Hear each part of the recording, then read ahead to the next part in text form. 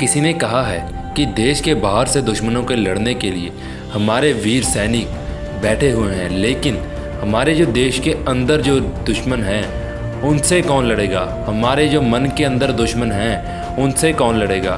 भगत सिंह की यह सोचनी थी कि आने वाले सालों में हमारे देश का युवा बहुत ही ज़्यादा तरक्की करेगा, लेकिन हमारा युवा कर क्या रहा है ये सभी लोगों को पूरे अच्छे तरीके से पता है। जब भी मेरे आगे कोई नौजवान या नवयुवक की बात करता है तो मेरे सामने कुछ गिने चुने चेहरे ही आ पाते हैं, जिनमें से पहला चेहरा होता है भगत सिंह का, राजगुरु का, सुखदेव का और स्वतंत्रता सेनानियों का। उनमें से आजकल के युवाओं का चेहरा क्यों नहीं आता?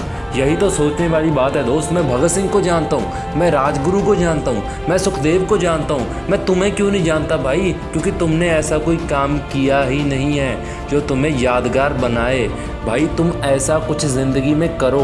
मैं भगत सिंह को जानता हूँ जिसने 22 साल की उम्र में ही, 22 साल से कम उम्र में ही अपने आप को देश के लिए कुर्बान कर दिया था, लेकिन तुमसे तो खुद पर ही विजय नहीं प्राप्त हो पाती, तुमसे तो एक ब्रह्मचर्य ही नहीं हो पाता। तुम क्या करोगे ज़िंदगी में, ये पहली चीज़ है भाई। अगर ज़िंदगी में सक्सेस तुमने अचीव करनी है ना तो ब्रह्मचर्य करना ज़रूरी है। कभी सोचा है कि ज़्यादातर जो बड़े लोग होते हैं जिन्होंने बड़े बड़े आविष्कार किए हैं वो लड़के ही क्यों होते हैं? जो मर्ज़ी केमिस्ट्री की बुक उठाकर देख लो, जो मर्ज़ी फिज़िक्स मैथमेटिक्स की बुक उठाकर देख लो, ज़्यादातर साइंटिस्ट लड़के ही होते हैं। लड़कियां क्यों नहीं होती?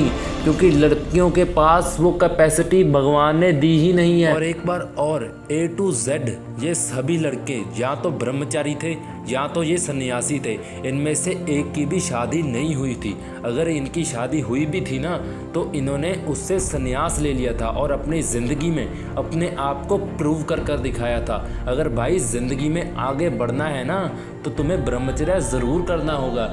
जो भी महान व्यक्ति होगा ना वो ब्रह्मचर्य का पालन करता ही होगा। तो मैं कहता हूँ आज से अभी से ब्रह्मचर्य का पालन करना शुरू करें। जय हिंद, वंदे मातरम and happy independence day. Music.